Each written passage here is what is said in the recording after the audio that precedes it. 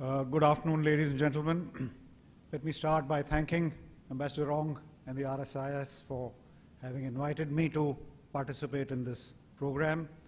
I'm privileged to have the opportunity of addressing this gathering of senior military officers. I have no doubt the best and the brightest from their respective nations.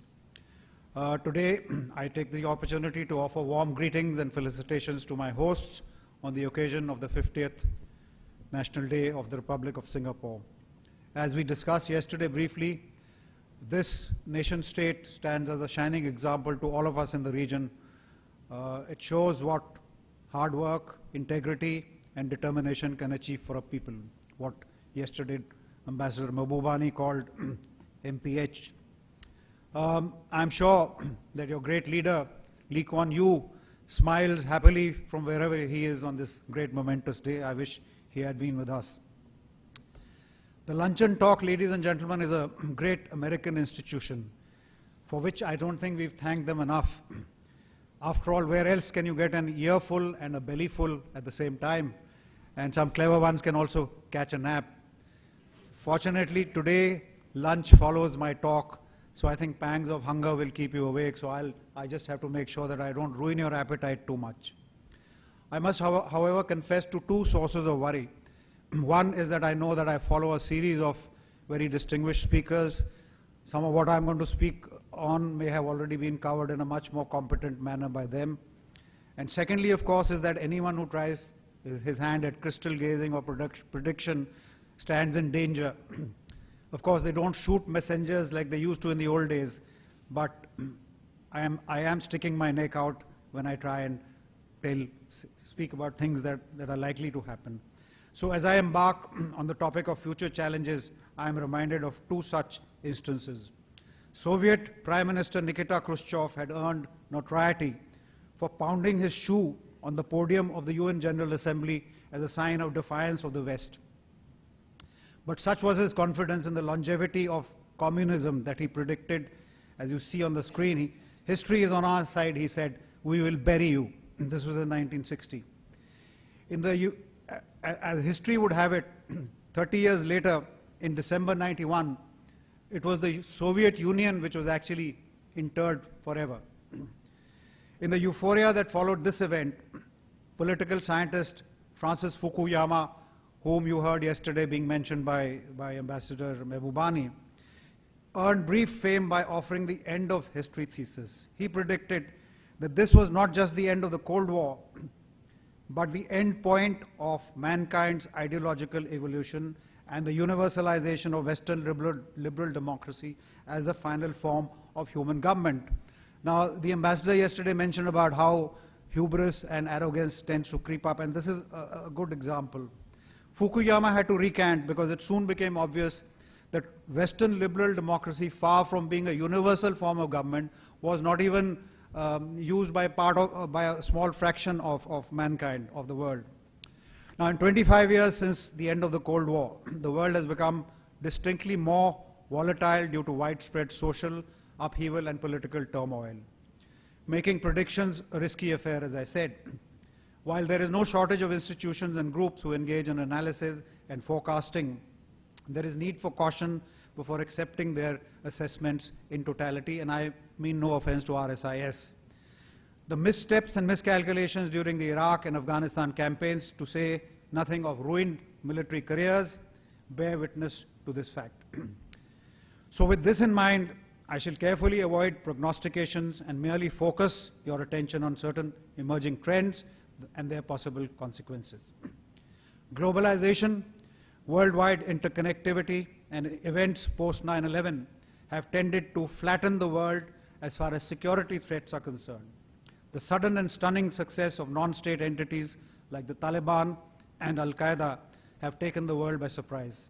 And now, organizations such as the Islamic States, which marry fanatical ideology with military prowess, financial resources, and they are riding piggyback on social media, have all combined to add a new dimension to the threat scenario. Geopolitical polarization, with the US and Europe ranged against a possible Russia-China entente, has created a chill which is reminiscent of the Cold War. In the Middle East, in Africa, in South Asia, and in the South China Sea, there are either civil wars or simmering conflicts which have the potential to spark conflagrations. While the US brokered nuclear agreement with Iran should ease tensions in our part of the world, North Korea's nuclear devices and ballistic missiles continue to keep its neighborhood on tenterhooks. Economic liberalization has also served to pool the wealth of nations into a common kitty, making them equally vulnerable to market forces. The Wall Street crash of 2008 and the more recent Greek financial crisis have clearly proved that the world is economically interlocked forever. Whispers about the possibility of a 1930s type of economic depression have startled everyone and served to dispel, if there were any remaining illusions, of economic autarky. This is not my subject, and I shall quickly move on. In the midst of all this, we have the Asian Renaissance. In the mid-18th century, Asia had half the world's population and it generated half the world's product. Just 150 years later, European mercantilism had reduced Asia's share of product to less than 1/5 of the world total. The current shift of economic power and of productive base from the West to the East clearly indicates that 21st century will witness the restoration of Asia to its position of economic prominence. In the strategic context, 100 years ago, Admiral Mahan had described the Indian and Pacific Oceans as future hinges of the world's geopolitical destiny. The US pivot to Asia appears to be an affirmation of Mahan's view that control of this region could empower a nation, especially a nation with maritime power, to influence political developments deep into Eurasia. Asia's growing economic ascendancy is accompanied by increasing strategic clout, and the US National Intelligence Council describes this region as poised to become the long-term power center of the world. So the focus is definitely on our part of the world. The emergence of China and India is also reshaping the region's geopolitical landscape as both compete for energy, for markets, for influence, and for maritime access. In this context, it should be interesting for all of you to note that the term Indo-Pacific is progressively replacing Asia-Pacific in strategic discourse, perhaps as an acknowledgement of China on one side and India on the other side rising together. And that's not all. The 2015 US Maritime Strategy has coined yet another term, the Indo-Asia-Pacific region. Stretching from the west coast of America to the east coast of Africa, it is spoken of as an area of renewed US focus, which makes it of abiding interest for us as well. And I'll be using this term as I speak. Now, I'm sure that an audience like this, which belongs to the senior military hierarchy, are not only aware but often discuss the gamut of challenges that lie ahead. Many of them were discussed this morning. But since I'm constrained by time, I've decided to package the critical challenges into just two sets that deserve the close attention of military leaders who are up and coming. These are, firstly, the threat of interstate conflict, and secondly, the threat from non-traditional sources. Of the two, I believe that the challenge of keeping peace between nations is the bigger one. China's 2015 military strategy expresses the view that forces for world peace are on the rise, and so are the factors against war. It predicts that in the foreseeable future, a world war is unlikely, and the international situation is expected to remain peaceful. While fervently hoping that this prediction is accurate, I think we should retain a degree of skepticism, because warnings contained in the theory of political realism convey a somewhat different message. And let me cite a few of these warnings. We are told that the international system is governed by anarchy, and states act in pursuit of their own self-interest, with the primary goal of ensuring their security and survival. Obsession with security makes states inherently aggressive and induces them to amass resources and power and to seek territory. Territorial expansion is only constrained by opposing power. We must also note political scientist George Modelsky's theory of hegemonic stability. This theory posits that the international system is more likely to remain stable when a single nation state is the dominant power. The system, therefore, seeks a hegemon, and Modelsky cites historical precedents of the past 500 years, starting with Britain, Portugal, Holland, Britain again, and the United States, to show that global hegemonic dominance is a cyclical phenomenon lasting between 100 to 150 years, after which the title of the most powerful nation of the world changes hands. And he says that somewhere around now may be the time for such a changeover. So against this abstract backdrop, let us look at the challenges that we face. The Indo-Asia Pacific region is home not just to over half the world's population, but also most of the jumbo economies as well as mega military forces in the world. Its economic rise has led to enhanced military capabilities, but as far as the larger regional balance of power is concerned, a sense of insecurity does persist. Because post-World War II, stability in this region was premised on the 70-year-old US maritime presence in this region. But some questions that hang in the air are, for example, will China at some point challenge US primacy? And will India's rise complicate the picture further? How will countries like Japan, Australia, and the ASEAN react to a power struggle in our region? What will they do? What actions will they take? So, given its flashpoints and danger zones, the outbreak of interstate conflict, in my humble opinion, through accident, through miscalculation, or sheer jingoism, remains a distinct possibility in our region.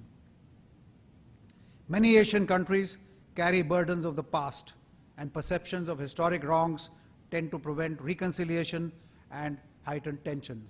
For example, in East Asia, recollections of the Japanese colonization of Korea and the invasion of China in 1937 continue to crop up periodically as issues.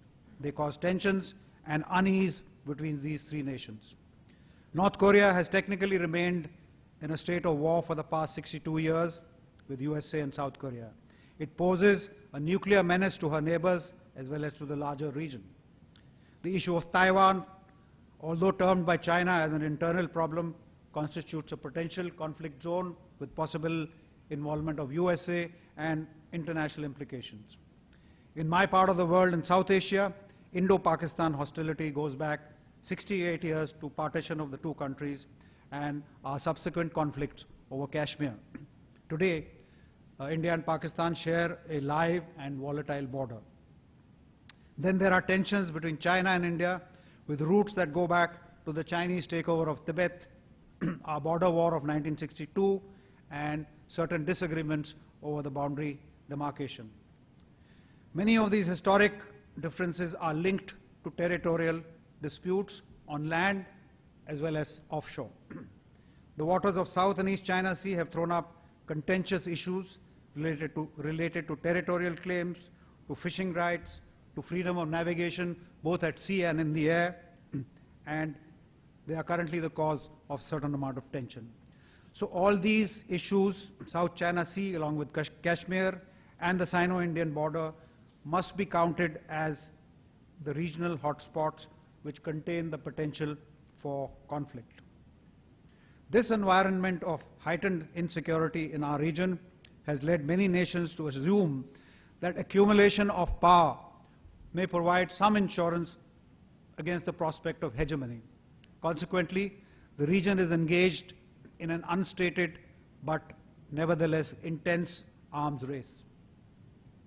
Finally, the region contains 4 declared nuclear weapon states: China, India, Pakistan, and North Korea, of which the first 3 live in uncomfortable proximity: China, India, Pakistan.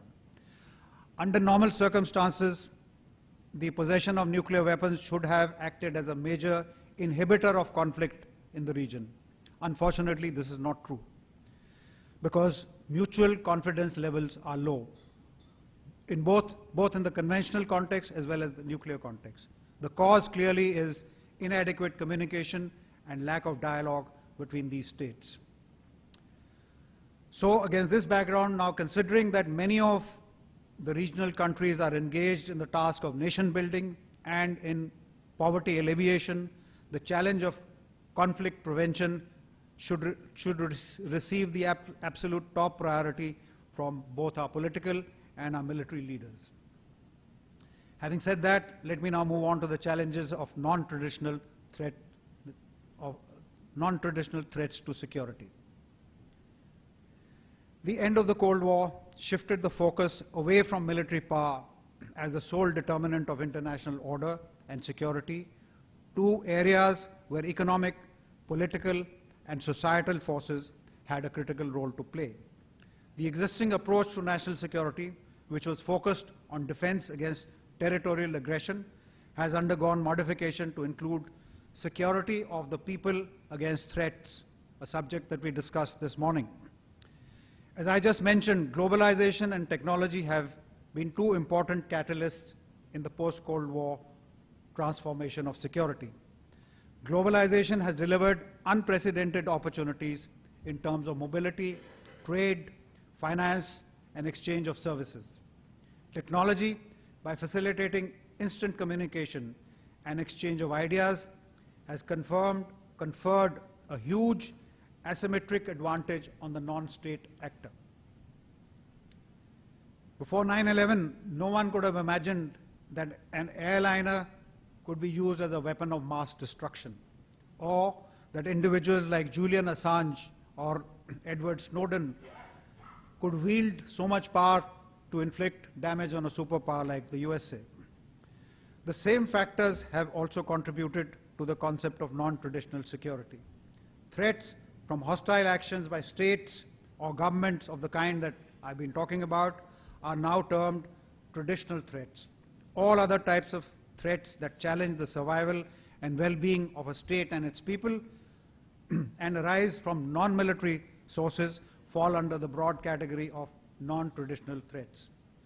This umbrella term spans man-made threats such as international terrorism, maritime crime, illegal migration, and so on, as well as acts of God like health pandemics, shortages, resource shortages, and natural disasters. Non-traditional threats, ladies and gentlemen, are transnational, and no nation can claim to handle them all by itself. They often demand comprehensive multilateral response, which may include political, economic, and often military resources. Since the end of the Cold War, and especially since 9/11, concerns about non-traditional security have become as critical and as full of concern as war and armed conflict. So here I'm going to briefly dwell on 4 issues that are typically representative of challenges posed by non-traditional threats. They should be of concern to military professionals such as you. And of course, top of the list is terrorism. When the Western world was traumatized by the events of 9/11, countries in the Indo-Pacific region had been suffering the ravages of terrorism for a decade or more. Notwithstanding the global war waged against it, terrorism has grown and diversified. The dramatic elimination of Osama bin Laden aroused brief hope that Al-Qaeda was finished, and perhaps this was the beginning of the end for terrorism. This was a vain hope because Al-Qaeda remains a deadly threat. It has merely changed its modus operandi and altered its profile. It has also created new affiliates in the Arabian Peninsula, in the Maghreb, North Africa, and in the Indian subcontinent. What is worse, a new and far more menacing, far more savage mutation of Al-Qaeda, the ISIS, is now on the rampage in the Middle East. State sponsorship of terrorism was first employed as a strategy to defeat the Soviet Union in Afghanistan.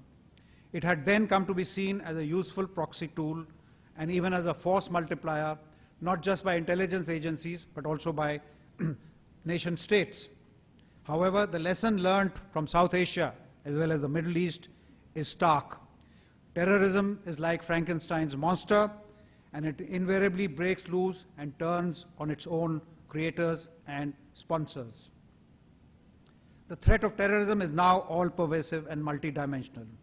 On one hand, it finds sustenance from the Byzantine power play that's going on between countries bordering the Persian Gulf and Middle East, and on the other hand, from the grand strategic game being played between the USA and Russia through various proxies.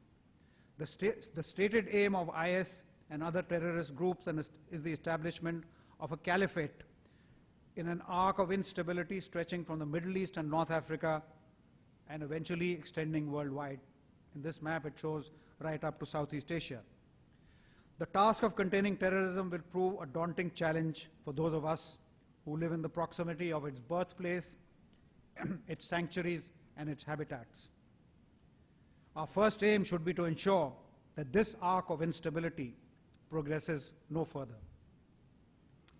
The next non-traditional challenge that we need to look at is piracy on the high seas, discussed this morning by one of the experts on the subject. For many people, piracy seems to be a distant phenomenon which lurks around in the Gulf of Aden and so on, but actually it's a phenomenon that touches all our lives.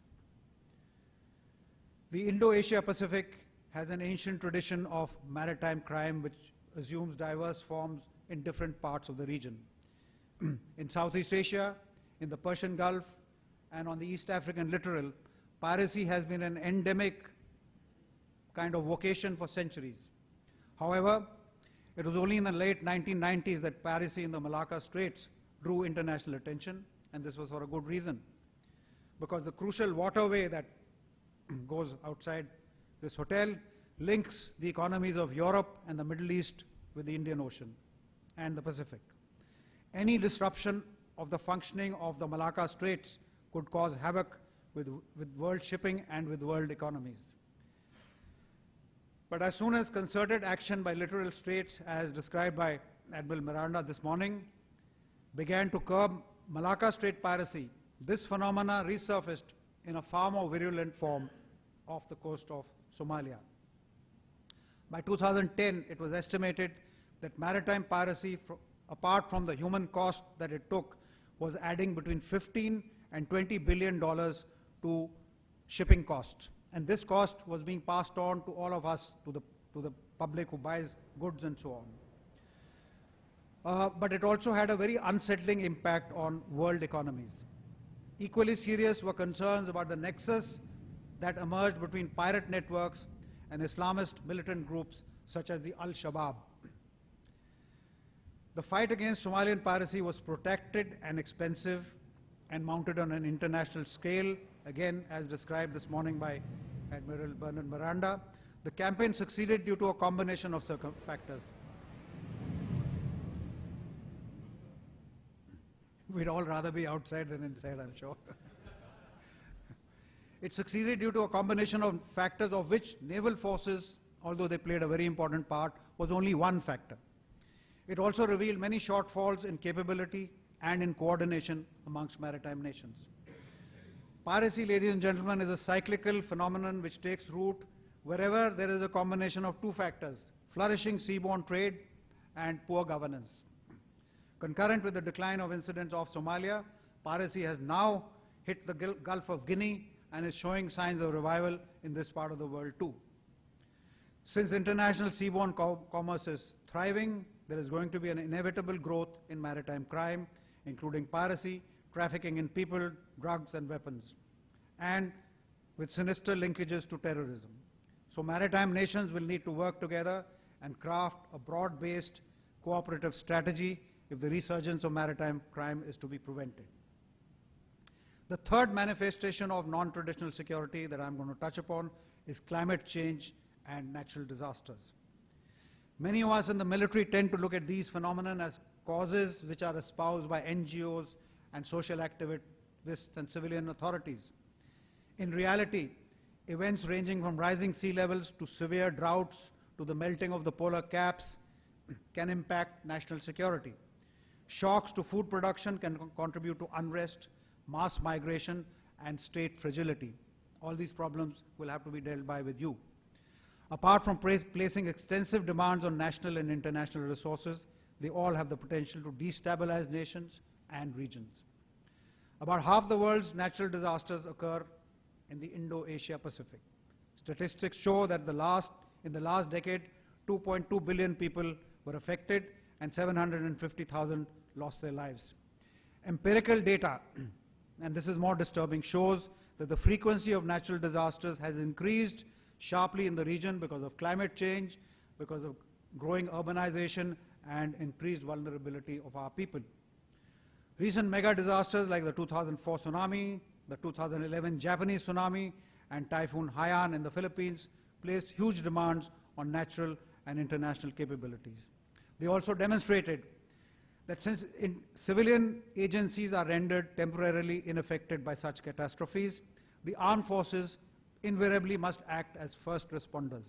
It is therefore essential for regional militaries to develop effective capabilities and include disaster relief in their doctrines and in their training and in their equipment acquisition programs. The 2000 tsunami first demonstrated the value of multinational collaboration in HADR operations. While the US Navy's enormous resources make a huge contribution, challenges of the future will require regional forces to develop their own capabilities and participate in this common enterprise. Apart from the benefits of regional capacity building, the response time for any threat would be cut down due to the local availability of forces. The last challenge that I'm going to mention represents a silent, bloodless conflict that is already raging, but for which we are woefully unprepared, and that's cyber warfare, again mentioned this morning. Cyberspace is now a virtual battlefield, but one that is invisible to the eye and whose engagements rarely come into the public domain. Countries and organizations worldwide are being targeted by customized viruses, worms, and malicious software which can deny you the use of computers. Public services that use IT, like banking, power grids, dams, transportation systems, as well as sectors that use computer-based industrial controls are now prime targets for denial of service attacks. I'll just mention two specific episodes of the silent cyber war which are worthy of your note because they are pointers to what's going to happen in the future more often. In April 2007, the small Baltic state of Estonia experienced a wave of denial of service attacks targeting governments, banks, and media websites. These attacks were launched as a protest against the Estonian government's removal of a Soviet-era monument, and they were accompanied by street riots. The Estonian government was forced to block all web traffic. The country was isolated from the rest of the world for 3 weeks. These attacks ceased as suddenly as they had begun. The second, even more interesting case relates to the world's first cyber weapon, which is known as Stuxnet. Now, it is reported that US and Israeli agencies created a computer worm to specifically target Microsoft computers that used a certain German software. These machines were being used in Iran's uranium enrichment program at its Natanz facility. Stuxnet was introduced, we don't know how, into this closely guarded system and reportedly destroyed 1,000 of Iran's centrifuges, causing considerable setback to their nuclear program. So, moral is that nations, regardless of size, Singapore has been attacked. So regardless of size, nations are vulnerable to cyber attacks, which will come without warning. And such attacks, whether sponsored by states or by private hackers, can be debilitating. And there's every reason for us to prepare our defenses well. So, ladies and gentlemen, as I conclude, let me say that hegemonic competition is a zero-sum game, and the prospect that the economic and military status quo of our region may find a challenger is unnerving for everyone in this region. The anarchic nature of the international system, I've already mentioned, and it has not changed since the mighty Athenians exercised the right of unbridled power 2,400 years ago. And they told, those of you who have read this account, they told the islanders of a tiny island of Milos, as part of a negotiation, the words used were, right is only in question between equals in power. The strong do what they can, and the weak suffer what they must. Indo-Asia Pacific stakeholders, small and big, want to ensure that international norms and laws are respected, commerce and navigation remain unimpeded, and that strength or coercion does not decide the outcome of disputes. If we can prevent interstate conflict for the next decade or so, in my opinion, we would have crossed the hump. At the same time, we face common threats from a host of non-traditional sources, both man-made and natural, which should bring us all together in multilateral endeavors. Such endeavors would serve to enhance mutual understanding and cooperation and to diffuse tensions. Most armed forces either participate in or advise their governments regarding policy making. All of you, as military leaders, may therefore have an important role to play by rendering sane advice that will prevent interstate conflict and enhance multilateral cooperation amongst all of our countries. Thank you, ladies and gentlemen, for your attention. I have finished.